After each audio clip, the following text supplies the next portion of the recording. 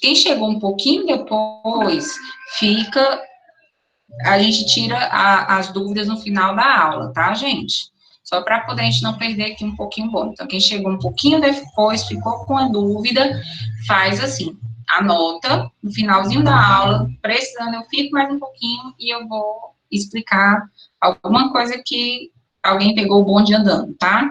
Pronto. Então, essa situação de participação também é uma circunstância que a gente já vinha, como professor, acompanhando mais de perto, né? A gente vai à casa, procura fulano, você tá aí, não sei o quê, porque a gente sabe do desafio, que não é só de vocês, também é nosso, no sentido de como é difícil, gente, a gente estabelecer, né, que foi do dia para a noite, novas formas de trocar informação, de lecionar, vocês, né, também de aprender. Então, assim, por mais que a gente tenha uma tecnologia que nos aproxima, nos dá, né, esse time, assim, de estar em tempo real, né, trocando informação, o que é mais interessante do que um sistema EAD que é aula gravada, né, e você tem a oportunidade, por exemplo, de ficar em chat, quando fica em chat, você não fica com o professor, você fica com o monitor, né, as aulas remotas, sincrônicas, ela possibilita, mas a gente sabe que isso é um desafio, principalmente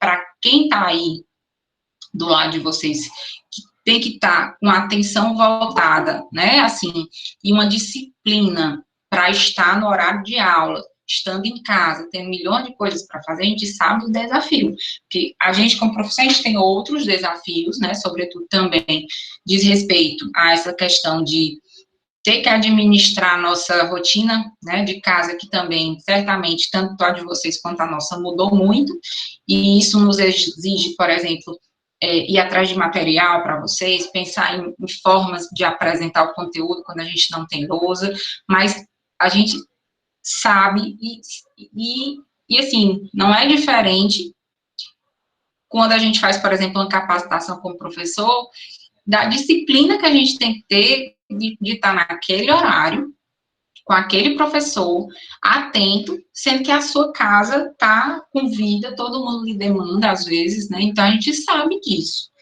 Então, eu estou fazendo essa pontuação porque na hora que a gente traz essa pontuação de um ponto, né, também para contabilizar a nota de vocês, que esse um ponto na prova, né,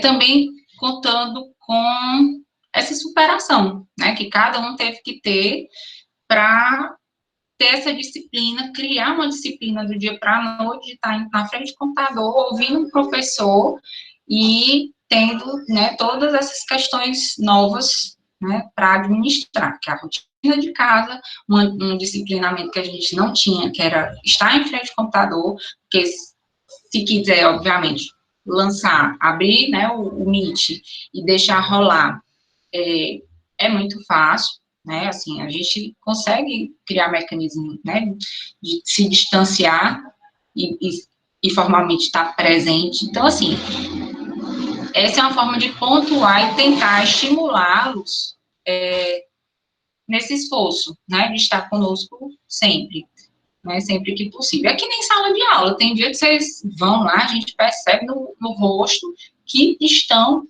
super cansados, ou então é aquele dia que você está super disperso. Quantos, né, de nós já estivemos como aluno assistindo aula e o professor ali ia no celular, né? Quantos alunos meus já ficaram no celular minha aula inteira?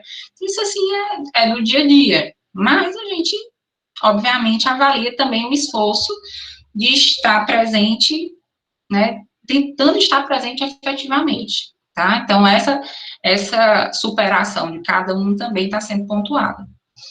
Pois bem, a jornada tá fraca, não, tá puxada. Então, vamos lá, só para eu fechar essa situação das avaliações quanto a possíveis nível de estresse, é muito acima da média, com certeza, né? Nossa salubridade mental é outra diante dessas rotinas novas e rotinas um pouquinho mais restritas. Então, vamos só pontuar aqui algumas coisas sobre prova para tirar eventuais dúvidas e a gente seguir no nosso conteúdo, tá? Vamos nos organizar. Então, é o seguinte, nossa prova, eu vou fazer em momento único. Essa sugestão que a Reane lançou, que era na quarta-feira, eu nem lembro, Raiane, a data que eu coloquei, se era na segunda ou quarta, mas eu vou dar uma olhada. Eu não tenho nenhuma objeção em fazer segunda ou quarta, pode ser, com certeza, segunda, mas eu vou lançar essa data, né, considerando que a coordenação vai aprovar ou não, e a coordenação está aprovando, tentando, né, fazer essa sincronização de datas de avaliação para organizar o máximo possível que vocês não tenham muitas avaliações, né, em um dia só. Isso está sendo observado também. Então, a data eu digo um pouquinho mais na frente. Nossa prova consistirá em quê? Consistirá em questões dissertativas e objetivas, numa monta de 4 objetivas e 4 dissertativas, tá? Dessas 4, né, tanto de um quanto do outro, a gente vai tirar 6 questões para computar a nota de vocês. E, Mirna, você vai avaliar exatamente o que para chegar nessas 6 questões, né? Eu vou avaliar as 6 maiores notas obtidas naquelas questões, tá? Então, vai ser nessa sequência, né, de avaliação. Outro critério também de avaliação é a relação de um ponto, que, na verdade, a gente já vinha fazendo um acompanhamento, exatamente a partir da interação que a gente tem aqui no Meet, a interação que a gente tem, né, das formas de comunicação, né, sobretudo aqui no Meet, porque como é essa tecnologia que nos dá a oportunidade, né, de trocar a informação de forma mais imediata, a forma mais aproximada que eu tenho para, né, ver essa percepção de vocês, né, de trocar ideia para ver se o conteúdo minimamente está chegando, quais são as dúvidas. Então, isso, para mim, é um recurso interessante, e eu já vim avaliando, tanto é que eu faço aquela chamada louca de uma hora para outra, mas é para tentar resgatá-los, porque eu sei que a gente fica disperso, mas também para tentar trazer vocês para a aula e, obviamente, pontuar isso. Outro aspecto em relação à prova nossa prova vai ser em um dia específico, vai ter professor que vai fracionar, eu fiz, né, a estratégia de fazer em um dia só, porque eu considerei que eu deveria apresentar essa avaliação mais próximo daquilo que a gente já era habituado, né, até para vocês não ficarem tão ansiosos em relação ao nosso, quantas vezes vão ser avaliados, amanhã tem prova de novo, e aí vocês ficarem com aquele pensamento que dá um grau, né, de ansiosidade e também de estresse, próxima aula tem também, então a gente já fica tão sofrido pensando na próxima, né, avaliação, que a gente nem se prepara, ou então nem está, às vezes, inteiro para aquele momento. Então, ó, nessa situação, a nossa avaliação vai ser num dia só. São 8 questões, Ana Beatriz, e aí a gente considera as 6 maiores notas para chegar na média de vocês, tá bom? Sim, aí vamos aqui, que mais? Conteúdo da nossa NP2. Eu não tenho como fazer assim, olha, esse conteúdo aqui não cai de jeito nenhum, porque processo civil, como acho que foi também a Rainha que fez essa observação, ele é muito interligado, um conteúdo no outro, né? E nessa situação, o que é que eu posso dizer? Eu não posso dizer que o conteúdo é só o da NP2, eu posso dizer que eu, obviamente, estou formulando uma avaliação que tem um foco primordial na intervenção de terceiro, típicas e atípicas, e atos processuais, né, que compreendem atos processuais em si, os prazos processuais e as comunicações processuais, tá? Então, nessa mensuração aqui, eu disse assim, eu estou fazendo essa avaliação pensando nesses conteúdos, porém, a gente sabe que deter um conteúdo anterior como litisconsórcio ajuda mais do que demais para chegar no entendimento correto de intervenção em terceiro. Então, a gente, né, gradua aí que processo, um conhecimento, ele se intercala no outro, mas ele também ajuda muito no seguinte, tá? Então, pronto. Essa aí é em relação ao nosso conteúdo. E na quarta-feira, eu vou aplicar com vocês a questão teste. Eu vou trazer duas questões. Uma questão que avalia uma relação de questão objetiva e outra no modelo subjetivo. Sobre que conteúdo especificamente, já para que vocês se preparem, até porque eu vou também, né, avaliar essa mensuração de tempo, eu vou avaliar a forma quando for corrigir, né, se vocês estão acertando, se vocês estão errando, para tentar regular nossa avaliação também, né, nesses pontos. E o ponto de participação a partir também dessa interação. Eu vou trazer na quarta-feira essas duas questões, vai ser sobre intervenção de terceira, as formas típicas, tá? Ou seja, assistência simples, assistência litisconsocial, chamamento ao processo e denunciação da lite, tá ok? Então, essa aí vai ser o nossa... Ai, Jesus, só um instantinho.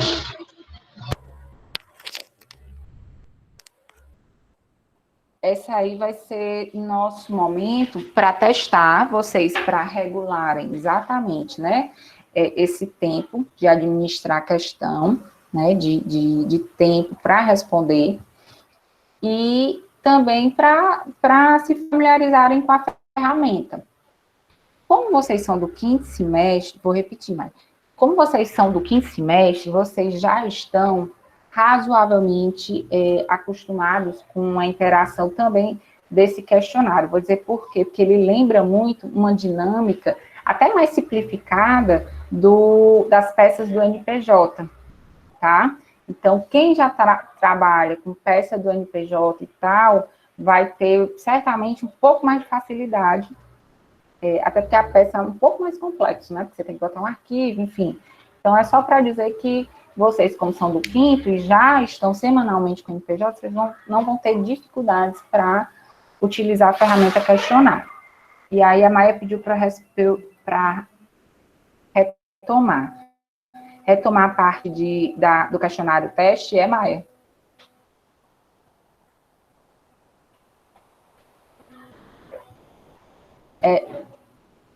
O conteúdo que eu falei era de intervenção de terceiro, formas típicas, atípicas, atos processuais, que compreende os atos em si, os prazos e a comunicação dos atos. O conteúdo do questionário teste é só intervenção de terceiro, formas típicas, uma questão objetiva e uma questão dissertativa. E aí, João Vitor, segura só um pouquinho. E a relação do conteúdo, eu falei só as espécies típicas, né? Mas isso é para o questionário teste, que, por sinal, esse conteúdo também vai cair para a MP2.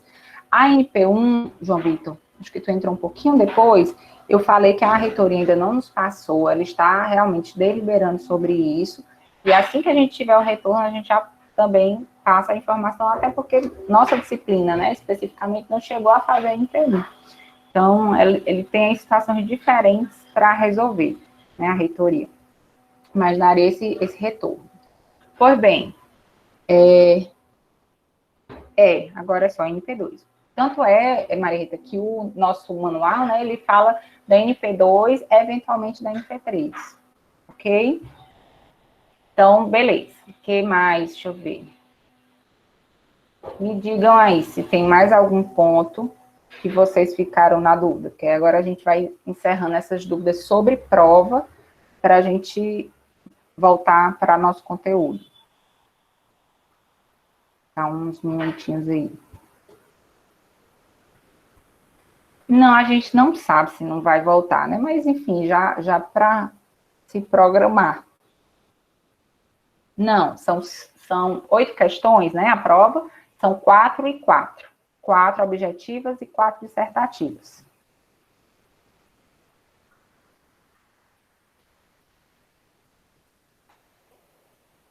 Aplicação EAD não. avaliação remota, né? Ainda é diferente, é outra percepção.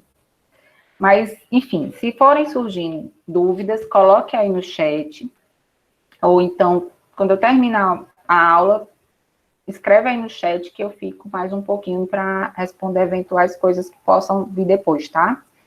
E vamos aqui resgatar nosso conteúdo, porque faz parte, né, da nossa parte, faz parte da nossa avaliação agora da MP2, que eu espero que na quarta-feira eu já tenha uma data para vocês, só aguardar o ok da data que eu sugeri. Beleza, então bora nós. A última coisa que a gente conversou sobre atos processuais na aula de quarta foi as espécies, né, de atos processuais. Seguir o calendário, como assim? De avaliação, não necessariamente, porque tem professor que vai fazer fracionado, na Beatriz, né? Pelo manual de vocês, existe essa possibilidade de fazer fracionado. Então, vai depender de cada professor. A gente está mandando agora para a coordenação nosso cronograma, e aí está esperando a aprovação. Beleza? Oh, God. A outra ainda vai dizer, oh, God. Não, fique não. Assim, se for, gente, assim, sinceramente, tendo em vista a forma que vocês presencialmente são avaliados, eu sei que é uma forma nova, para nós professores também, né, uma adaptação, mas eu, assim, pensando como aluno, a nossa, né, a forma que vocês são avaliados agora, ela é mais suave, né? Talvez vocês me deem esse depoimento depois de passar das provas. Aí vocês vão me dizer, professor, é mais suave, né? Isso era mais... Então, a gente está tentando adaptar esse momento, né? De novo, considerando todas as possíveis variantes, né? Que a gente veio com essa vida de isolamento social, inclusive o psicológico, mas vocês para assim, né, avaliar, que estão no quinto semestre, já passaram por tantas avaliações, já estão na NPJ, que também é outra avaliação, vocês têm um treinamento para avaliação muito, muito mais, que demanda muito mais de vocês do que a forma de avaliação remota. Né, assim, dá um... É novo, tem que adaptar, sim. Vocês precisam treinar a ferramenta até para lidar bem, né, no dia de fazer essas questões. Precisa, a gente vai treinar. Mas ela é mais suave, sem dúvida. Então, assim. Mas aí vocês me dizem depois que vocês passarem pela experiência efetivamente. Vocês vão calibrando aí esses feedbacks para que a gente também possa repensar, pensar, né, enfim, fazer aí que seja um período produtivo.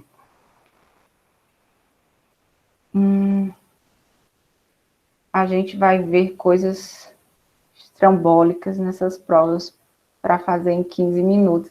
Não, Livinha, mas a prova não é para fazer em 15 minutos, não.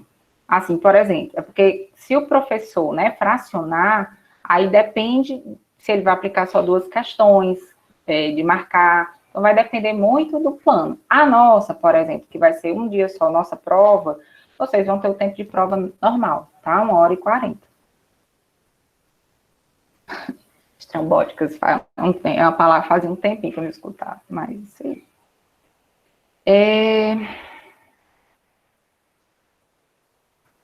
Mas aí depende, Livinha, depende. As questões, elas não são calibradas com os mesmos minutos. Por exemplo, uma questão dissertativa, né, que peça para você elaborar, justificar, ela pode chegar a ter 25 minutos de duração, uma questão só. Então, obviamente, vai ser com o nível de retorno, de resposta que é regulado o tempo. Imagine que eu boto uma coisa que é letra da lei. Uma questão dessa dá para fazer em 5 minutos. Então, é regulado o tempo conforme a resposta. O medo da internet cair é uma real, mas em relação a isso, gente, eu não sei se algum professor já conversou com vocês, tá? vocês vão abrindo questão conforme vocês vão respondendo. Então, digamos que você respondeu a primeira questão, você respondeu a segunda. Antes de abrir a terceira, sua internet caiu, por hipótese. E aí, vixe, já perdi o tempo da terceira questão. Dessas questões que você não responder naquele dia, você vai fazer uma segunda chamada. E aí, é uma modalidade de segunda chamada parcial, tá? Então, assim, Mirna, quer dizer que se eu não fizer prova nesse teu dia aí, nessa quarta-feira, por exemplo, eu posso fazer uma segunda chamada da prova inteira? Posso. Mas, por hipótese, se eu tiver um problema e faltava 2 questões, uma questão para eu terminar, minha internet caiu, sei lá, tava chovendo aqui, o negócio não tava bom. Se não tá bom a sua internet já no comecinho do dia, a sugestão é deixa para fazer a segunda chamada. Mas sua internet estava linda, maravilhosa, arrasando, faltava 2 questões para você terminar, você não consegue mais nem abrir a questão. Aí dessas questões que você nem abriu, você faz segunda chamada, tá? Não gastar 25 minutos na questão, posso usar a sobra em outra questão. Tá, é assim, Maia. Na verdade, cada questão tem seu tempo de prova. Né? Então, assim, se você, uma questão de 25 minutos, faz em 20, você pode abrir a próxima questão. Você ganha um tempinho aí, tá? Mas você não tem integralmente 5 minutos, mas você ganha um tempinho que você já pode abrir a próxima. É porque quando você abre a próxima, ela também tem um tempinho de duração. Então, ela vai obedecer sincronicamente, né? O tempo de duração ali da questão, especificamente, mas você consegue aí ganhar 1 minutinho, tá? A gente está tentando regular também para isso. Que mais?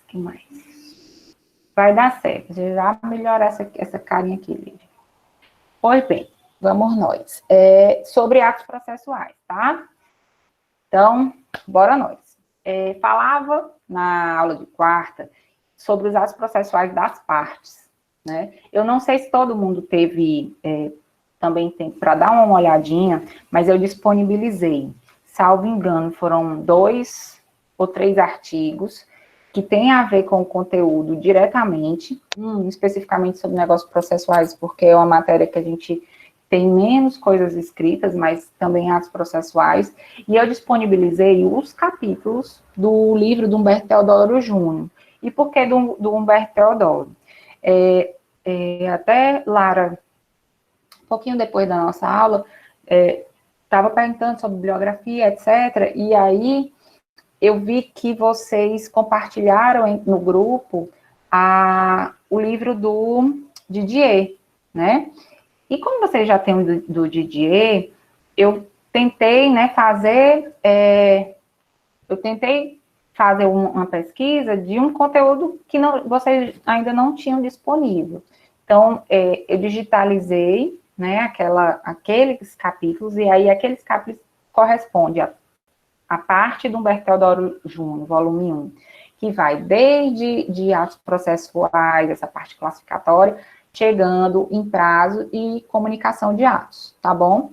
Então, conforme eu vou conseguindo lá fazer essa coletânea, eu vou disponibilizar aos pouquinhos. Não posso botar, tipo, obras que eu tenho em PDF integral, porque se não for um PDF, por exemplo, que seja gratuito, né, eu acabo ferindo a lei dos direitos autorais.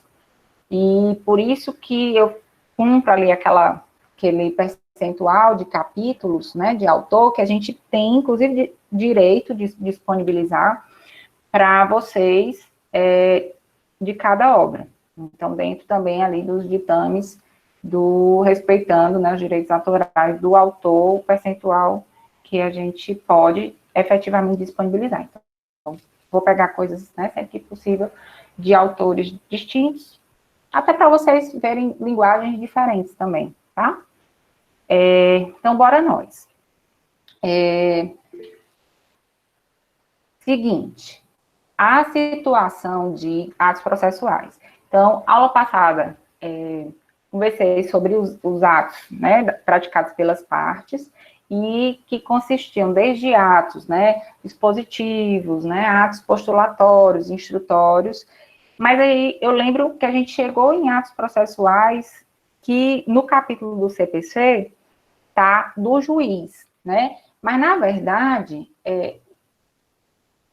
a menção, né, que eu faria aqui, e aí só a menção que eu estou falando mesmo, é que o ato processual seria do magistrado, porque o juiz, às vezes, a gente liga muito ao magistrado do primeiro grau. Então, assim, como eu trouxe acórdão para cá, eu estou trazendo um item a mais que não está no capítulo específico dos atos processuais do juiz, tá? Então, vamos lá. Os atos do juiz são os despachos, a gente chegou a falar, né, que não tem qualquer ato decisório, e por isso eles não são passíveis de recurso. As decisões interlocutórias, que aí já é diferente, né, dos despachos, ele tem sim uma relação decisória, não é uma posição decisória final daquele magistrado, mas é uma decisão que, por ter um conteúdo meritório, né, ele interfere de forma direta ou reflexa na decisão final. Não é a decisão final do magistrado de primeiro grau, mas, efetivamente, né, tem uma relação com o mérito. E os exemplos até que vocês me trouxeram, né, Isaac falou de liminar, alguém falou também de provas, eu falei de perícia, e eu lembro que Valéria também falou da questão de perícia, também acho que testemunha, a gente chegou a falar que também é um pedido de meio de prova, né, se o juiz, eu pedi para ouvir 2 testemunhas, o juiz só deixar uma, essa forma de dizer o não para aquela outra testemunha que eu levei, também é uma decisão interlocutória, porque o juiz não está dizendo que ele não vai decidir conforme o direito que eu estou apresentando, mas ele está deixando,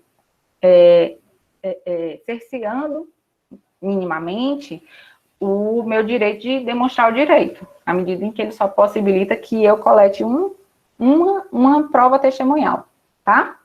Então, chegou até aí. Sentença, né? E aí eu vou para a relação de sentença. A relação de sentença, de fato, é a posição final, aí vamos entender a história do final. É a posição final do juiz de primeiro grau quanto ao mérito que está sendo colocado em discussão na demanda. É aquela história da nossa aula, salvo engano, do primeiro ao segundo dia, que eu falei da jurisdição. Né? Quando você entra judicialmente e apresenta, né, aquela petição inicial, você está pedindo uma prestação jurisdicional. E essa prestação jurisdicional, no mérito final, na apreciação final desse mérito, o objetivo é chegar na sentença. E aí a ressalva, uma sentença de mérito, prestação jurisdicional, ela só é dada quando existe uma sentença que se pronuncia pela procedência do pedido, pela parcial procedência ou até mesmo pela improcedência, porque esses termos, né, de procedência, parcial procedência e improcedência, ela tem uma referência em dizer se o seu direito foi reconhecido no todo, em parte, ou se ele não foi reconhecido como um direito que deve ser protegido, né? Então, nessa situação, essas perspectivas de posicionamento do juiz, né, de primeiro grau, a posição final dele sobre a demanda, sobre a discussão de mérito em si, que foi levada ao judiciário por meio de uma petição inicial, certo? Agora, olha só, nessas decisões, né, e aí a gente fala em sentença, e não é novo, por certo, para vocês, a expressão de sentença de mérito e sentenças não meritórias, que a gente divide até em 2 subespécies, tá? Que subespécies, assim, na verdade, 2 terminologias, para ser mais exato. A sentença, quando ela realmente enfrenta o mérito e se posiciona, a gente fala que são sentenças definitivas, mas a relação definitiva é do posicionamento do juiz definitivamente sobre o mérito. Isso não quer dizer que essa sentença é irrecorrível, não. Isso é só uma terminologia quanto ao posicionamento final do juiz naquela etapa do processo, né, que não se estende para o recurso, porque o recurso é um instrumento processual que, na verdade, já vai ser desenvolvido em relação à avaliação meritória por um órgão diferente daquele que proferiu a decisão, tá? Então, nessa perspectiva aí, eu tenho que a decisão, né, a sentença, ela tem como objetivo principal chegar à avaliação de mérito.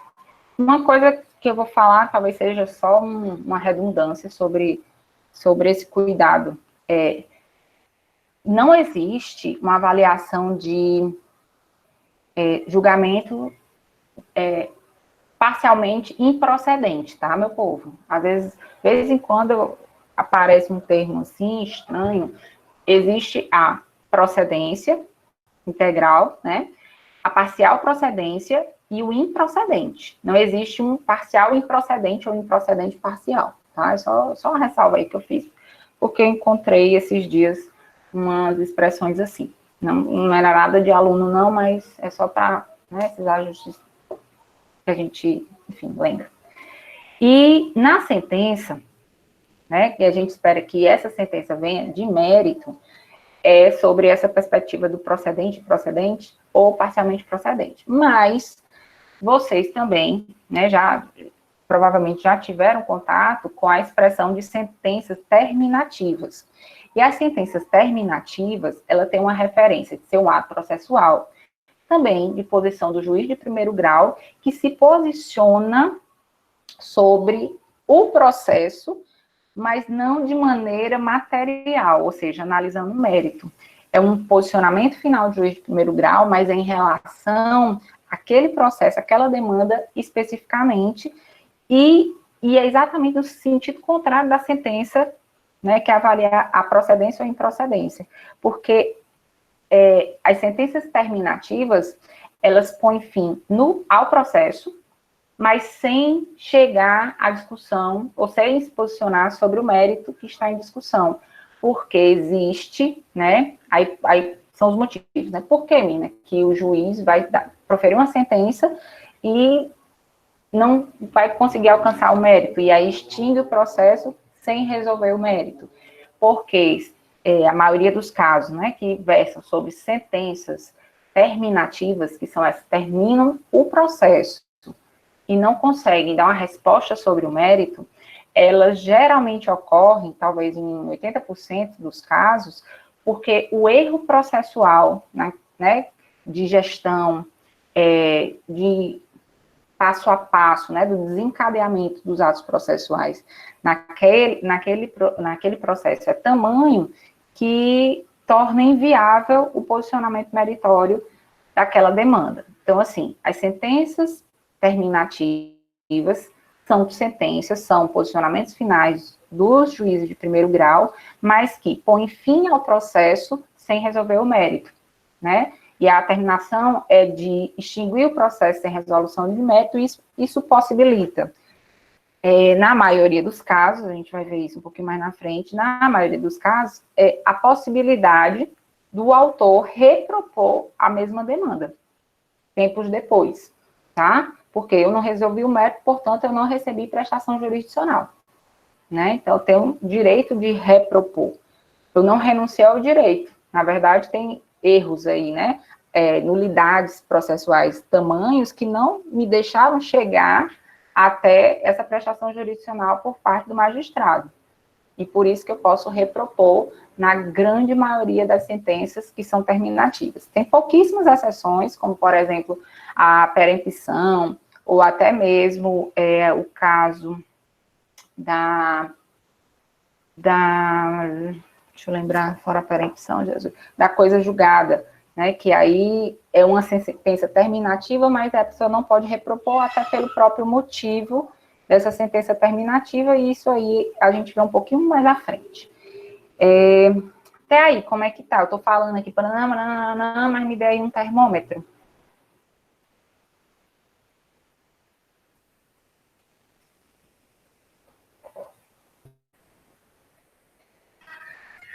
Tá dando? Beleza. Né, vai rápido assim, mas aí qualquer coisa escreve, pede para falar mais devagar, que eu vou desacelerando. Tá? É um julgamento com mérito. Não. O julgamento com mérito Ana, a sentença definitiva. tá? A sentença terminativa é sem mérito.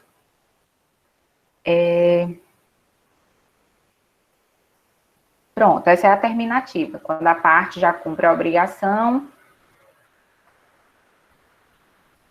Mas aí eu acho que aí tem duas perguntas. Quando você coloca assim, ó, quando a parte já cumpre a obrigação e o juiz sentencia extinguindo o processo, neste caso. Mas você diz assim, cumprindo a obrigação porque ele quitou, é isso? Seria assim? Tá, não. Nesse caso aí, ela quando existe uma decisão, né, que condena, já é uma decisão definitiva, é de mérito. E quando a parte cumpre, tipo assim, não precisa executar, porque a parte, né, uma vez condenada, ela já assume que deve cumprir aquela decisão judicial. Na verdade, eu tive uma decisão definitiva, porque ela avaliou o mérito, ela disse que o autor tinha razão, tanto é que condenou o réu a pagar determinada quantia, pegando assim a hipótese, né, do exemplo que você trouxe. E aí, quando o réu cumpre voluntariamente essa decisão, na verdade, você tem o cumprimento da decisão, que é a sentença de mérito, e o que há é o arquivamento do processo, tá? Porque houve o cumprimento da decisão meritória. O que eu estou tratando como terminativa é o caso em que o juiz não conseguiu sequer chegar nesse posicionamento do direito do autor, porque existiu, né, dentro desse processo, alguns erros ou até alguns atos processuais, né, que impediram que o juiz conseguisse apreciar o mérito. E aí, antes dessa apreciação, o juiz faz o quê? Ele se posiciona extinguindo o processo, explicando por que está extinguindo, e aí seria, por exemplo, porque o autor deixou de juntar um documento que era necessário, o juiz deu um prazo para ele juntar, e mesmo assim ele não juntou, e aí pela inércia da parte, o juiz, né, já tinha intimado o autor e ele não cumpriu com aquela exigência, tornou inviável o prosseguimento daquele processo. E aí, por culpa, nesse exemplo, né, do autor, o juiz extingue o processo. Mas ele disse se o direito do autor era bom ou ruim? Não, porque o autor, uma vez que foi demandado pelo juiz para cumprir uma diligência, um ato processual, ele não o fez, e aí inviabilizou o julgamento. Seria nesse caso da sentença terminativa. Tá? Então, a questão da interlocutória. Já foi da sentença definitiva e a terminativa também já foi. Por final, aqui, né, eu coloquei o acórdão. O acórdão vem da dinâmica etimológica de acordo, né? Um acordo a gente faz em coletivo, né? Que é na relação de coletivo dentro do tribunal, né, dentro da estrutura do judiciário, o coletivo, ele é expressado nos órgãos a partir dos órgãos de segundo grau, que são órgãos que a gente chama colegiado, né?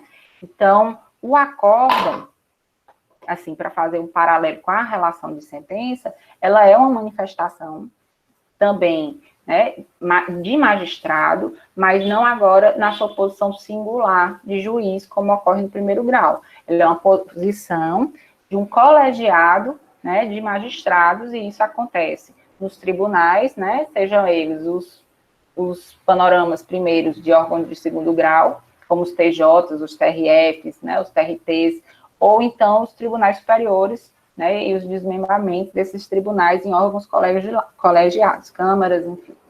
E aí, nessa situação, o acórdão é uma posição, é uma decisão de um órgão colegiado. E aí, também, o acórdão deve compor uma decisão de mérito. Beleza? Vou respirar. Então, falta aqui uma gotinha para a gente conversar sobre prazos processuais, que talvez seja uma das demandas que tenha mais relação útil e aplicável, né, e tão rotineira nas nossas vidas, que são os prazos processuais. Mas aí falta um pouquinho, só fazer um esclarecimento dos atos processuais dos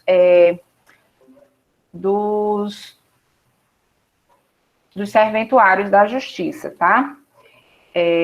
Eu coloquei aqui nesse último slide, estão lá no Moodle, botei lá no Moodle, tá? Esse slide aqui, lembrando, até que eu falei isso, os atos processuais do escrivão ou do chefe de secretaria. Essa é a forma que está capitulado no artigo do CPC, né, quando fala dos atos processuais praticados pelos servidores. Esse nome escrivão era uma terminologia muito antiga, e eu sei lá por que o código, né, que é até bem recente, fez uma reprodução, né, das mesmas nomenclaturas de outras épocas, mas enfim, né, isso aí é um detalhe. E, sistematicamente, assim, mesmo para ser um pouco mais exígua nessa explicação desses atos, os atos do escrivão, né, ou chefe de secretaria, ou seja, dos serventuários da justiça, eles se voltam a atos com práticas que têm como objetivo principal. Não é uma decisão, porque a decisão é concentrada muito na figura do magistrado, né, bem como os atos postulatórios, instrutórios, se concentram muito na figura das partes, né, do terceiro interessado, ou seja, todos esses que compreendem partes para fins de atos processuais, mas os atos processuais praticados pelos os serventuários se voltam muito à organização procedimental. Lembrando aí o que a Duda Fernandes uma vez tinha falado sobre a relação, né, entre ato processual e ato procedimental. Então, assim, de fato, não vou dizer que todos os atos dos serventuários eles estão voltados a atos procedimentais, porque não é verdade, mas uma grande maioria dos atos procedimentais realmente são manifestados, né, são expostos dentro do processo pelos serventuários. E aí, fazendo uma classificação bem simplificada também, no sentido, para simplificar, mas ser útil. Os atos processuais, eles, né, dos serventuários, eles vêm numa relação de organizar tanto documentação, mas, sobretudo, organizar esses atos processuais para que esses atos processuais também sejam comunicados. Então, é uma organização processual, em alguns casos procedimental, feito pelos serventuários, que concentra em quê? Eu tenho que organizar esse processo para que os atos processuais sejam enxergados, organizados dentro de documentos, ou seja, os atos processuais tenham, né, uma organização documental para que seja fácil a verificação desses atos, né, em relação ao documento que eles se materializam, ao tempo que os atos processuais, né, organizados pelos serventuários, a grande maioria deles se concentram um dos eixos do próprio princípio dos atos processuais, que é a publicidade. Então, assim, como o processo, ele é um desencadeado de atos, ele necessariamente, além de ser documentado no processo, ele também tem que ser comunicado adequadamente a todos aqueles que fazem parte do processo, mas também as pessoas que forem consultar o processo. É necessário essa comunicação ser clara, útil e organizada, né? Então, assim, secretaria concentra muito. Alguém aqui na sala hoje estagia em alguma vara da justiça, pode ser federal, estadual, juizado, ou até mesmo no tribunal. O tribunal, eu sei que Ana Paula está lá, mas tem mais alguém? Já estagiou, Rayane já estagiou. Quem mais? Na procuradoria também tem um pouco menos atos processuais, porque as demandas de procuradoria, né, Mariana, são diferentes. Pois é. Toda vida que vem aluno lá no NPJ conversar, né, saber sobre estágio externo, enfim, outras coisas, né, que faz parte do nosso mundo, eu lembro muito das minhas experiências em relação aos tipos de estágio que eu tive, como cada um foi útil de formas diferentes para mim. Então, assim, logo que eu entrei no curso, né, eu era muito afoita para estagiar, mas assim, eu era afoita porque, primeiro que a gente se entra num curso, a gente tem que chegar com entusiasmo, né? E uma das coisas que eu acho que externa entusiasmo é a gente querer ir para a prática. E uma oportunidade de ter essa prática são nos estágios primeiro, né, os voluntários.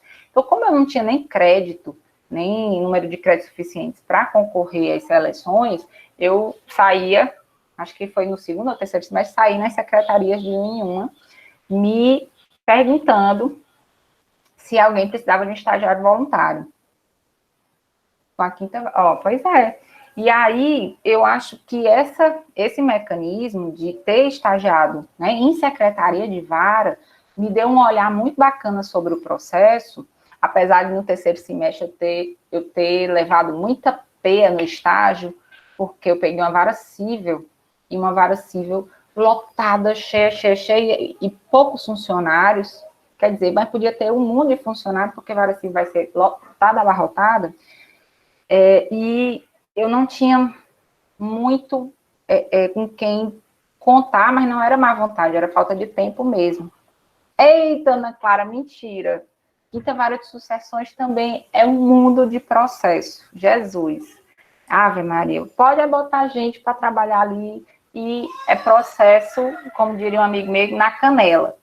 Pois é. E aí eu peguei uma secretaria, sim, não tinha feito nem TGP, então eu senti muita dificuldade, porque não tinha ninguém que pudesse, né, parar ali para fazer, para me ensinar. Desconsidera a Giovana chorando, por favor, só um pedacinho, se você está ouvindo. E aí, meu Deus, vocês estão ouvindo ela gritando. Só um pouquinho. Oh, Jesus, meu povo. Desconsiderem, estou tentando. A garganta tá boa. Pois então. E aí, essa situação ali de não ter, né, uma pessoa para me guiar e também não ter feito TGP, realmente talvez meu aproveitamento não foi tão bom. Por conta disso, eu não consegui enxergar os atos processuais com tanta clareza, né? Porque eu queria saber das historinhas, mas não sabia manejar.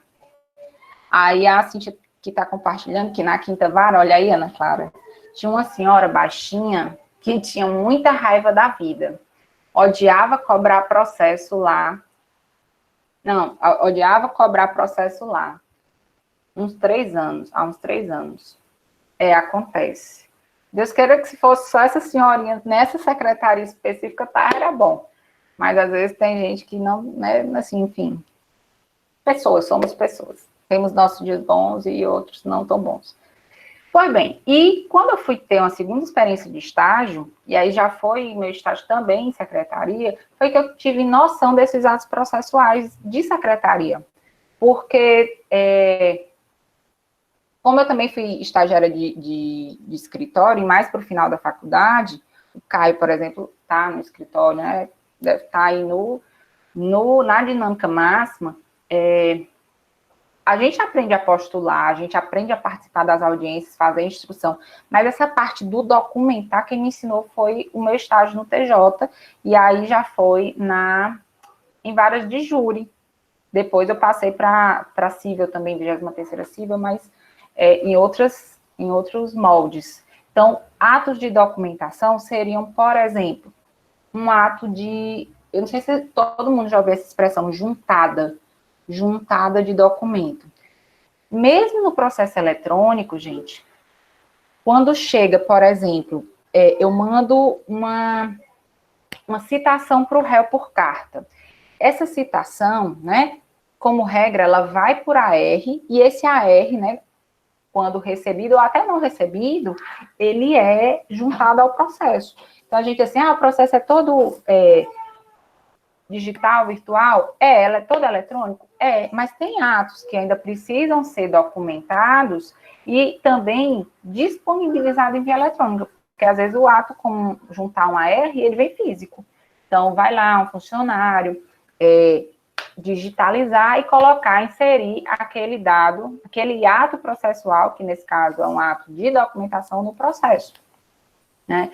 E atos de comunicação, aquelas intimações, né, que saem nos diários oficiais para advogado, enfim, todos esses, né, esses trâmites são atos de comunicação, né, sobretudo para partes, para advogados, para publicizar o ato processual né? Muitas vezes para dar ciência para a parte, ou para ela tomar alguma providência, né, necessária àquele andamento processual. Então, ato de documentação é muito essa organização concatenada dos atos processuais que tem uma referência muito direta com o procedimento, com o caminhar do procedimento, certo? Então, e a gente fica pensando assim, só ajeitando o processo. É um ajeitar indispensável. Eu, por exemplo, quando estagiária, fazia muita coisa assim, de organizar atos processuais. E tinha esse negócio de juntada de AR, de citação, que na verdade é qualquer AR. Quando eu ainda nem tinha feito TGP, eu deixava para juntar os ARs, eu deixava uma única sexta-feira no mês, uma vara cível, para juntar os ARs do mês, uma sexta-feira, que eu achava sexta-feira um dia bom, que a gente vinha feliz, que a gente não vinha que nem a senhorinha baixinha que a Cíntia conheceu. Eu achava que já tinha uma leveza psicológica da sexta, então eu deixava o mês inteiro, todos os ARs ali na minha mesa, na gavetinha, na verdade. Só que aí, olha a loucura que eu fazia. E aí é o mal de não ter feito TGP antes de ir para esse estágio. Os prazos para resposta, ou melhor, os prazos para contar a resposta do réu, ou seja, prazo do réu para contestar, né, hoje, né, em alguns casos, eles contam a partir da juntada do AR de citação. Em alguns casos, tá, gente? Porque na época era sempre assim. Hoje a regra é outra. Então, tinha gente que não tinha 15 dias para contestar. Tinha gente que tinha 60 dias para contestar, porque eu demorava uma vida para juntar. E ninguém chegava para mim e dizia assim, Mirna, junta logo isso é importante. E aí a Rainha está compartilhando aqui que eu morria de ódio de juntar os AR no seu de processo, que ainda eram físicos. Pois é, eu também morria de ódio. Por quê? Porque eu achava aquilo quase uma coisa do infantil 4, que era cortar, botar numa coisa de ofício. Só que ali tem um impacto processual, de ato processual, inclusive de contar prazo, tão absurdo, que eu não fazia ideia. Durante o meu estágio na quinta vara, deu problema e um processo por conta de uma pessoa que juntou um AR errado. Possivelmente eu também já devo ter juntado como estagiário um AR errado. Não duvido. Hoje um pouquinho melhor. Uma vez na hora de tirar as folhas e botar de novo, eu meio que enviesei. Juntei a 44 antes da 43. Só essa besteirinha aí já deu um problema. Porque eu tinha registrado uma juntada numa folha e não na outra, e como a outra não era a última, enfim, é indispensável aquele trabalho de secretaria. E quando a gente é estagiário, a gente conhecer procedimento, a gente ajuda. Eu vim aprender esse negócio do AR, não foi com o professor, porque eu ainda estava no terceiro semestre. Foi com o advogado, que chegou no balcão e disse assim, quero processo tal. Já chegou o AR tal, aí ele estava lá na minha gaveta. Aí o advogado pegou e mandou eu chamar a diretora da secretaria e disse assim, me diga uma coisa, olha, esse processo aqui já deveria ter concluído a resposta do réu. Sabe quando foi que chegou o AR, que está aqui, ó, que eu tinha entregue para ele, assim, chegou há 40 dias. Ou seja, há 40 dias eu já poderia ter juntado. As coisas, né, que a gente tem que compartilhar, porque aconteceu, enfim, não vou mudar. Posso mudar, dando meu depoimento, e você parando, né, se acontecer isso com você, parando para pensar nas consequências. Eu aprendi dessa forma. Um advogado, muito chateado, e eu ouvindo isso dele e da minha diretora de secretaria, restou a mim pedir desculpas. Nunca mais eu esqueci. E virei professor de processo um pouquinho mais na frente, eu acho que alguma bagagem psicológica ficou lá, que eu devo algo a alguém, né? Então, pronto. E hoje a gente começa a conversar sobre prazos, tá? E vou tentar fazer isso de uma forma muito carinhosa. Mas até essa relação de prazos processuais, meu povo. Mais alguma dúvida sobre atos processuais, essa classificação, essas exemplificações que eu dei sobre? 1 não, 2 não, 3 não. Não, ok. Não, vizinhos, tudo ok. Beleza. Pronto, então eu vou trocar o slide para compartilhar com vocês esse outro, né? E aí, eu tô querendo desligar esse aqui. Vem pra cá, meu filho, sai daí. Você tá só me atrapalhando. Pronto. E a gente passa para esse aqui, que é prazos processuais. Esse slide aqui, especificamente, de prazos processuais, eu coloquei na aula de hoje. Esse que eu acabei de terminar era o restinho do final, tá, da aula passada. Então, vamos cá. Sobre prazos processuais. Eu vou passar para esse slide aqui, que é aqui, o que nos interessa. Vai já compartilhar. Vamos nós. Quando eu falo em ato processual, né, e todas essas modalidades aí, bem fofinhas, eu vi só agora brincando, professora. Depois dessa, todas, né? Obrigada, Lívia, que você me acalentou ali no finalzinho. Então, olha, quando eu falo de prazos, né, eu tenho, obviamente, que concatenar essa relação de prazos e atos, né? Porque os prazos, eles correm em face de atos processuais, que serão praticados ou foram praticados, tá?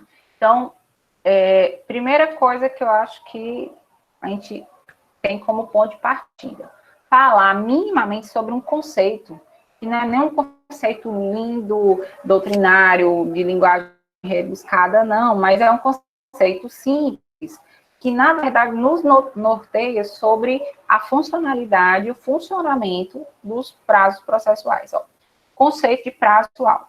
Delimitação entre dois lapsos temporais. Então, tem que pensar que prazo tem a ver com referências de tempo de um ponto de partida e um ponto de chegada. Ou, então, de um ponto de início e de um ponto de fim, certo? Que é exatamente a terminologia que a gente utiliza muito para falar sobre contagem, né, e averiguação de prazo processual, que é delimitação entre dois lapsos temporais, que consiste em um termo inicial e um termo final, tá? Só um detalhe. Quando eu digo termo inicial, eu quero só esclarecer que a contagem de prazo e a contagem processual, tá, gente? Porque quando eu falo em contar prazo, eu sei que vocês estão fazendo cadeira de direito material agora, né? Material penal, por exemplo. Então, contagem de direito material para prescrição penal, né, tem um muito próprio. As contagens de direito material, elas são diferentes. É por isso que eu estou só fazendo aqui essa referência de prazos, né, contagem de prazos, mas são prazos na menção de contagem de prazo processual, faz diferença, principalmente em quem vai contar prazo material, de direito material lá em penal, tá? Então, o prazo processual, ele realmente considera um lapso temporal e em que tem um marco de termo inicial. Não confunda termo inicial com contagem inicial de prazo. O termo inicial é o teu ponto de partida de referência. Por quê? Porque a contagem de prazo processual, ela considera o termo inicial como termo de partida, mas ela não contabiliza no prazo esse termo de partida. Por quê? Porque a regra do prazo processual é que, encontrado o termo inicial, eu excluo esse termo inicial e conto sempre com o dia seguinte ao termo inicial, desde que esse dia subsequente, né, seja um dia útil. Então, ó, vou pegar aqui, por exemplo, uma situação em que o termo inicial, e aí eu vou dar outros exemplos a partir da aula de quarta, depois que eu aplicar as questões de testes e voltar para prazo, eu vou falar sobre isso. Quando eu digo assim, olha, hoje eu saiu uma publicação para mim no Diário Oficial do Estado. E saiu uma sentença de um cliente meu, que foi uma parcial procedência. Ou seja, provavelmente eu vou recorrer. Mirno, termo inicial, assim, teu olhar primeiro em relação a esse lapso do começo. É hoje, é a segunda. Porém, para efeito de contagem processual, eu excluo esse dia, que é o marco inicial, e vou contar o dia subsequente, desde que o dia subsequente seja útil. Só que amanhã é feriado. Então, a contagem do meu prazo nem se inicia nem hoje e também não vai poder iniciar no dia subsequente, porque o dia não é útil. Então, eu só começo a contagem efetiva do prazo processual na quarta. Então, ó, termo inicial não é igual à contagem inicial do prazo. O termo inicial é a referência inicial, mas para efeito de contagem eu excluo. Então, excluindo o dia do começo, mas eu incluo o dia do final. E aí vem a situação do processo civil, né?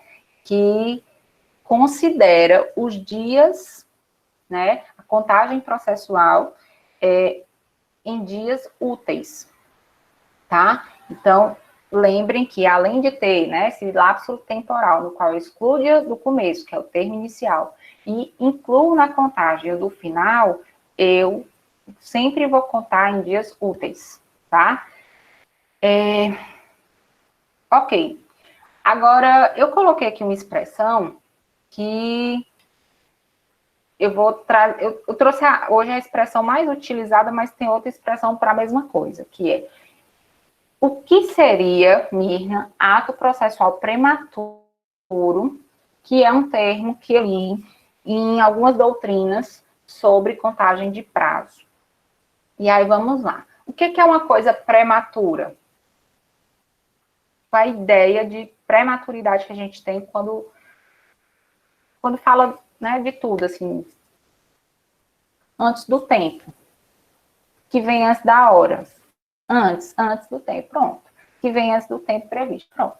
E aí, qual é a referência que a doutrina ao precoce, antes do tempo? Qual é a referência que a doutrina faz para trazer essa expressão para nosso capítulo de prazos processuais? Ela fala que, se eu tenho que o prazo processual, ele considera um lapso, né, de 2 marcos temporais, se o ato for praticado dentro desse marco temporal, eu tenho um ato praticado de forma válida quanto ao tempo, né? Porém, se uma pessoa, antes da contagem do prazo, já pratica o ato, porque tomou ciência, né, por outros meios que não os formais, por exemplo, como uma publicação em diário oficial, tomou ciência antes da publicação, o que é uma coisa até razoavelmente comum. A Ana Clara, que está em vara de sucessão, provavelmente vai ter situações que chegou lá, aí o advogado, não, Ana Clara, chega para vocês assim, a juíza decidiu não sei o quê, aí às vezes a juíza assim, ela decidiu, a sentença a gente ainda não publicou. Aí o advogado às vezes pede até para dar uma olhadinha nessa sentença, enfim, se você pudesse já, né, disponibilizar ali de uma forma mais rápida ali no balcão, e o advogado disse assim, olha, mas eu não queria tomar ciência, vou esperar sair a publicação da decisão no diário, né? Só que assim, ele já tem ciência. A pergunta é, ele pode praticar o ato mesmo antes de começar a contar?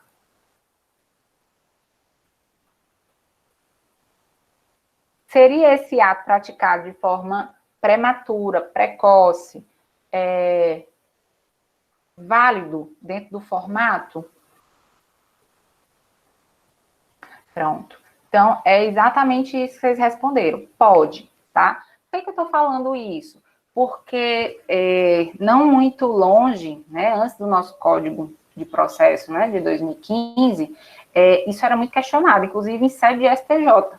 E o ato, que na época a gente não tratava, né, com essa nomenclatura de precoce, ou melhor, prematuro, ele falava de ato extemporâneo, que era aquele ato praticado antes, né, do decurso do efetivo prazo. Então, nessa situação, hoje é muito pacífico que o ato prematuro, sim, ele é considerado um ato totalmente válido, praticado no processo, né? Então, beleza. E falando, né, nessa questão de atos processuais, a gente passa especificamente agora para se deter mais para as regras da contagem. Vai lá, peraí, professora, fiquei confusa. Vivian, assim, eu estou falando do ato precoce, que é outro termo utilizado para o ato extemporâneo. O ato extemporâneo não é aquele que é praticado depois que passou o prazo, não, é o contrário. É aquele que a pessoa, de uma forma, né, mais ansiosa, por assim dizer, ela vem e antes de começar a contar o prazo, ela já pratica. Ela pratica com antecedência, tá? Não estou falando da situação dela passou o prazo e ela praticou, não. É precoce, ela já se antecipa, mas se antecipa de um tamanho, se antecipa, inclusive, da publicação do ato, que é onde efetivamente iniciaria, né, o termo processual da contagem desse prazo. Mas, assim, era isso, Lívia, porque eu fui aqui respondendo achando que era essa a tua dúvida. Mas se não for, diz aí. Beleza. Então, ó, regra da contagem, tá? Regra geral da contagem, aquela regrinha, né? Eu considero 2 marcos. E daí, eu identifico o termo inicial, mas diante do termo inicial, eu excluo da contagem esse termo inicial e começo a contar apenas após o dia útil subsequente a esse termo inicial. E um detalhe, tá? Porque mas aí seria necessário uma nova petição reiterando que aquele ato já foi protocolado ou não. Ana Clara, em regra não é necessário reiterar que aquele ato já foi praticado, até porque quando eu apresento o ato, né, você, obviamente, já materializa aquele ato dentro do processo. Então, como hoje, né, partindo do princípio que a gente tem atos eletrônicos, e aí, realmente, sua pergunta vem aqui na minha cabeça como algo bem da vivência prática, porque eu sei que a gente tem várias coisas, né, que dificultam essa verificação, mas partindo do princípio que se eu estou diante de um auto eletrônico, de pronto eu consigo identificar o ato processual praticado, ainda que a publicação venha depois.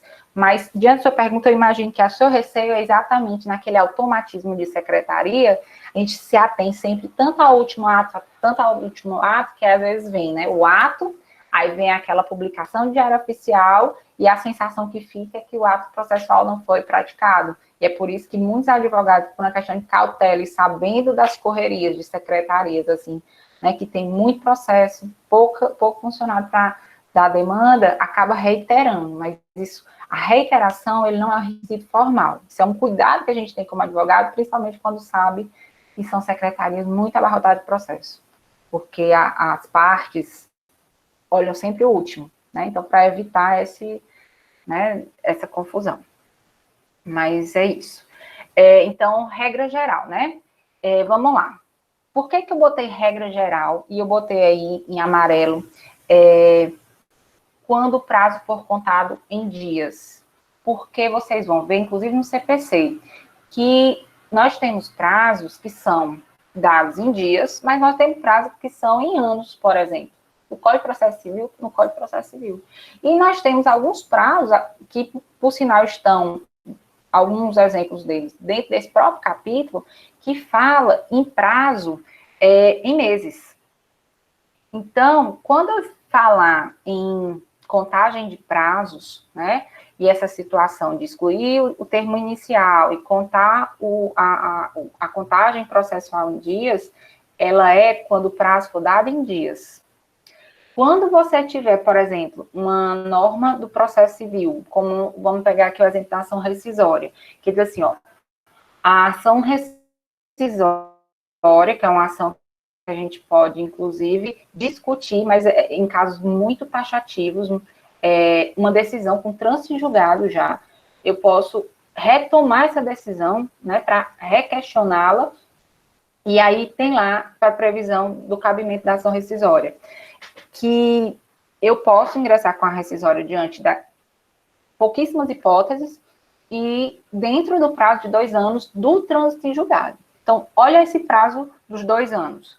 Os 2 anos que eu tenho que avaliar, assim, eu tenho que pegar a decisão, que é ter uma certidão de trânsito em julgado em cada processo. Eu vou lá nessa decisão de trânsito em julgado, e como esse prazo, pelo código, não é dado em dias, é dado em anos, aí eu conto 2 anos de ano em ano. Ou seja, eu vou fazer realmente a projeção para daqui 2 anos. Eu não vou ficar pensando nesses dias úteis, tá? Então, esse cuidado de contagem de prazo, a gente só vai ter, né, com contagem de dias úteis, dessa forma, quando for um prazo dado em dias. Pronto, ótimo. Ó, Ana Paula falou, trouxe um exemplo que é bem mais aproximado, né, do nosso conteúdo agora. Pagamento de honorários, e, na verdade, todas as despesas, né, honorários que a gente tem que pensar na gente, né, Ana Paula? Exatamente. E aí, é um exemplo de contagem em anos, porque não fica suspenso por 5 anos. Então, daquela decisão, né, do trânsito julgado daquela decisão, eu não tenho 5 anos para projetar na frente, e daí a gente não se preocupa nessa contagem de dia útil, porque senão acho que dava era uns 15 anos na frente, né? Tô só em dia útil. Valeu, Ana Paula. Super bem lembrado. Então, ó, regras assim, meio que o métier. O que é que eu vou utilizar, né, na contagem, além de saber que é em dias úteis e nessa de excluir o dia do início e incluir o do final. Eu tenho que lembrar que essa contagem é só aplicada quando o próprio prazo for também estipulado em dias. E o que é que eu não posso considerar diante dessas regrinhas dos dias úteis? O que não é dia útil, né? Então, vamos lá. Dias declarados por lei como feriado. Então, dia 1º de maio, né, feriado. Amanhã é o quê, gente? 21 de abril né? Lembra aí? Proclamação da República, pelo amor, tô morrendo, Tiradentes, minha gente. Morri agora, minha gente. Misericórdia.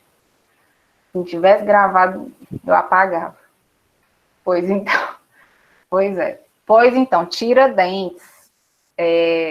E todos perderam tempo. Pois então,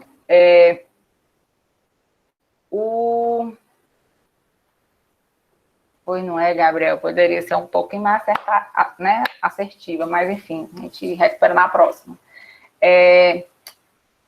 Feriados nacionais e também sábados e domingo.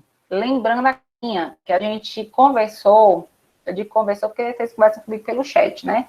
Mas da aula passada, qual, Mirna? Que eu nem aqui estava a fim de estar aqui na aula, mas estava aquela regrinha que eu falei, que o código, quando estabelece, né, essa regra dos dias úteis, inclusive para fins da regra, né, que o ato processual deve ser praticado como regra, o ato processual praticado de 6 às 8, né, em dias úteis, ele, para os atos externos, ele considera o sábado como um dia útil.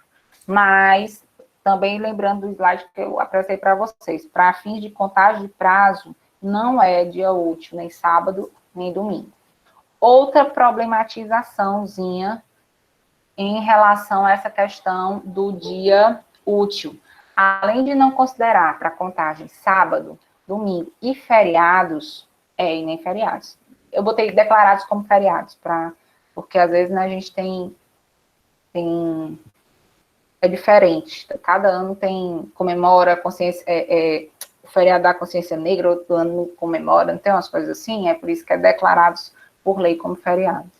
E os dias que não houver expediente forense.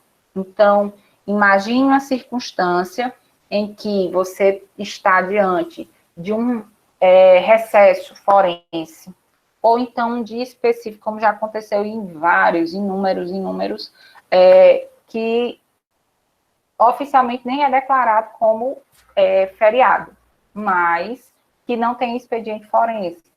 Mirna, me dá um exemplo aqui próximo. Agora no Carnaval.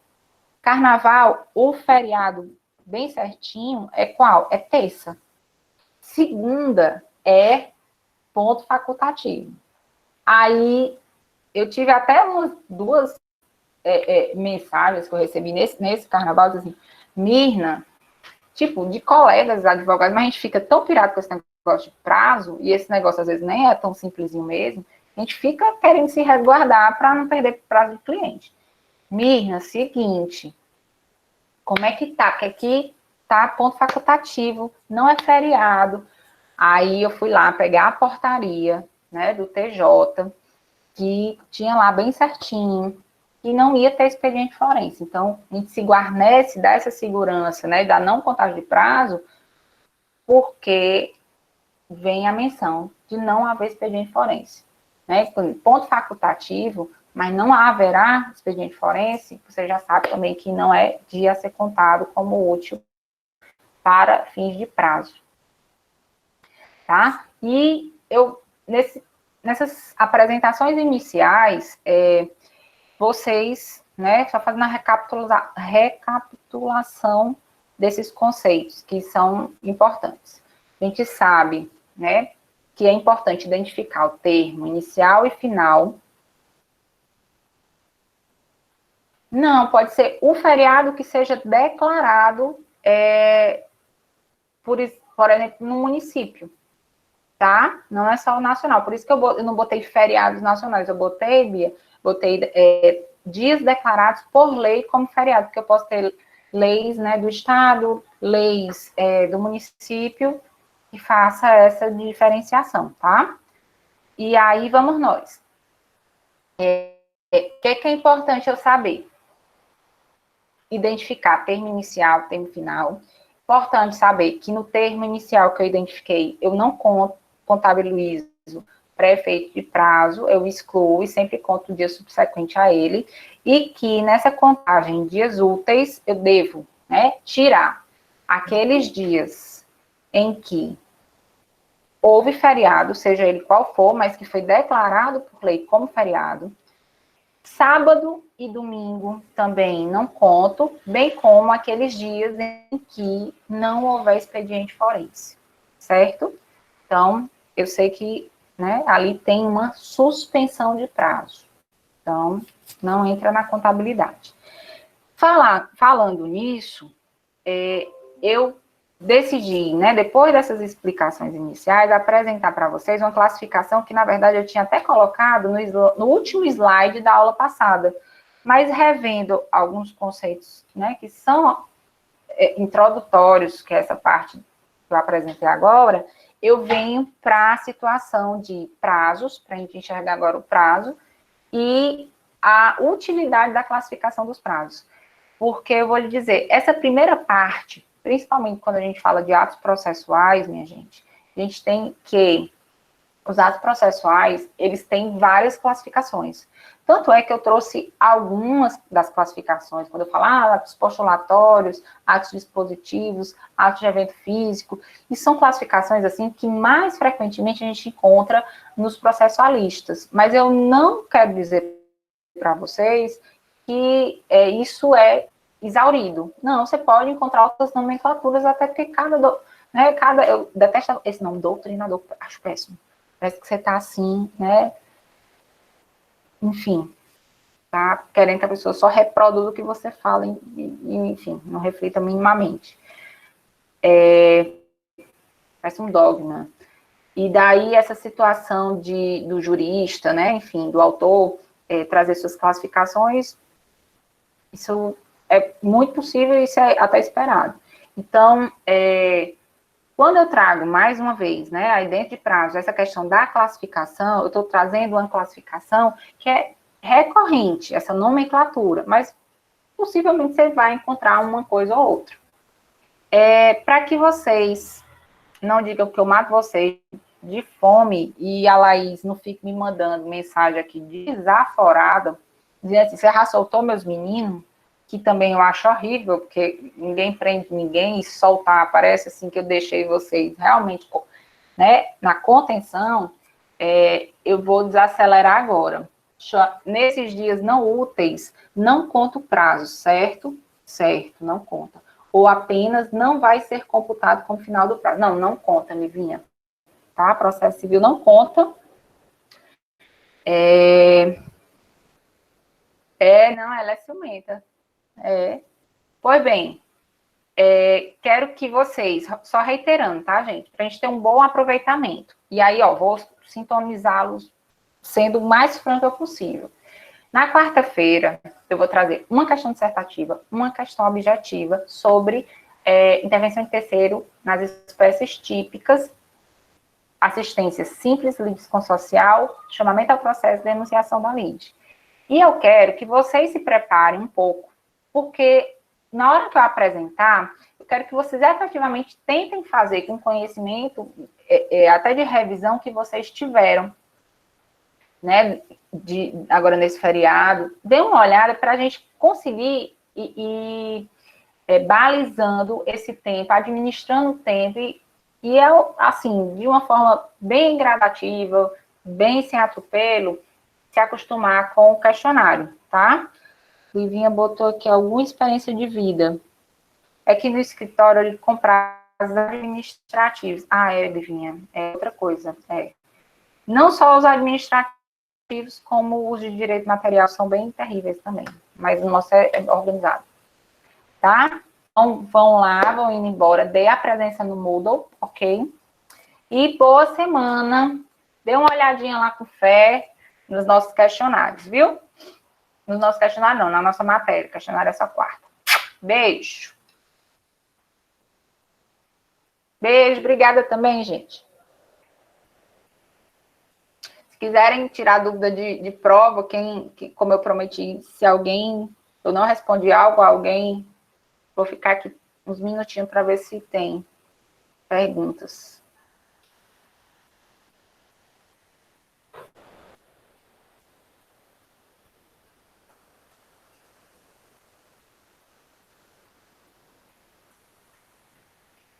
No início da aula, em que sentido, Fagner? Diz aí.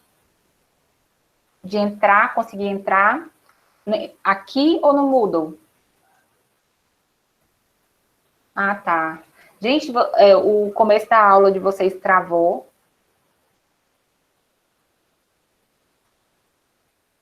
Não tá aparecendo essa aula? O teu no começo, Helena, mas o teu tu entrou um pouquinho depois, não foi? No fim, tá. Vamos ver se alguém responde mais, Fagner. Só a partir do dia 23. E tu entrou... Será, Isaac? Mas vocês viram os slides, tudo direitinho?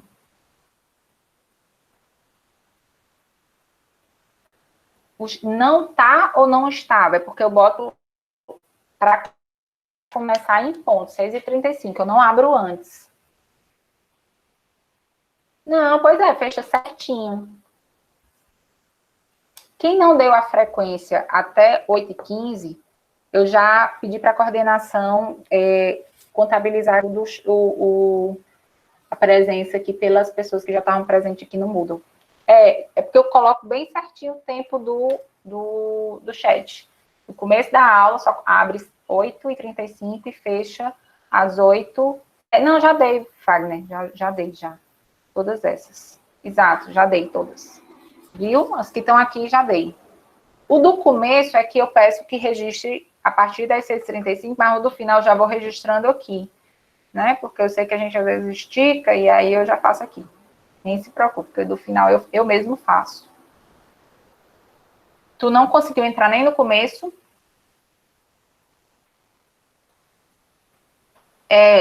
Gente, quem tá indo lá e voltando, eu tô explicando o seguinte. Quem conseguiu registrar o do início, beleza. O do final, eu já registrei aqui. Então, não fique preocupado com a presença do final, porque eu já registrei aqui, tá? Intervenção de terceiro típica. Para o questionário que a gente vai aplicar. Sim, peraí que falta pergunta. Alguém me perguntou alguma coisa e eu acho que eu não respondi. Deixa eu ver aqui. Sim, Isaac, tu tá sem ver nada.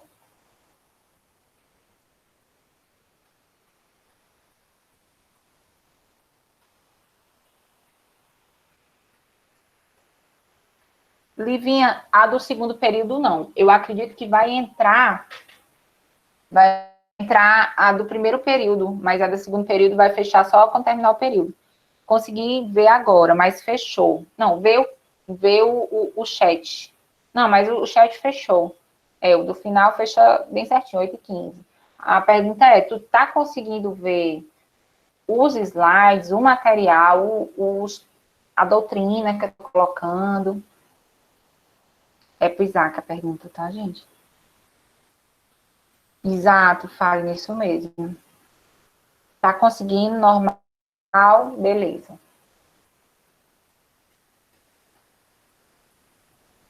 A do primeiro que ele vinha.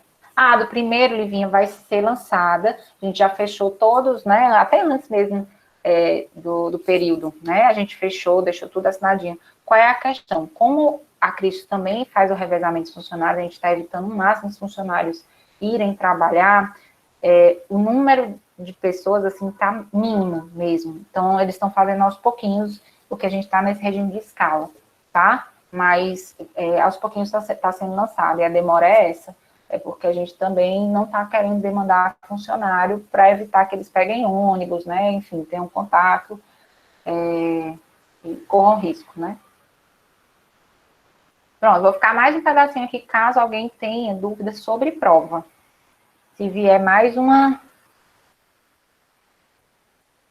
E como a gente sabe que eles não têm, né, essa demanda de alguns, né, de computador, esse acesso direto, a gente vai fazendo quando tá lá. Vou ficar até o último sair, eu tenho certeza que eu fiquei disponível para tirar do sistema de prova.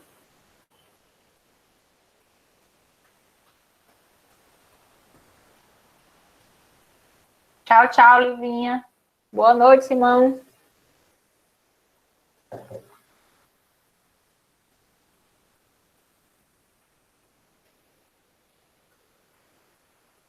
A frota, a Bia e o Jandervan.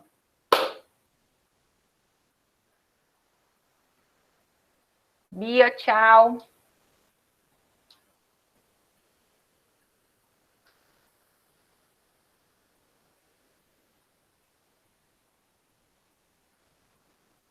Só nós três.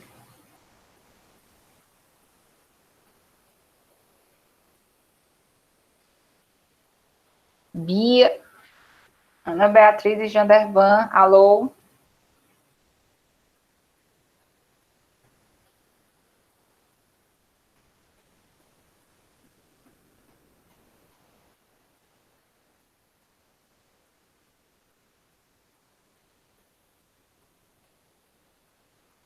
Acho que vocês deixaram ligado aí, meu povo.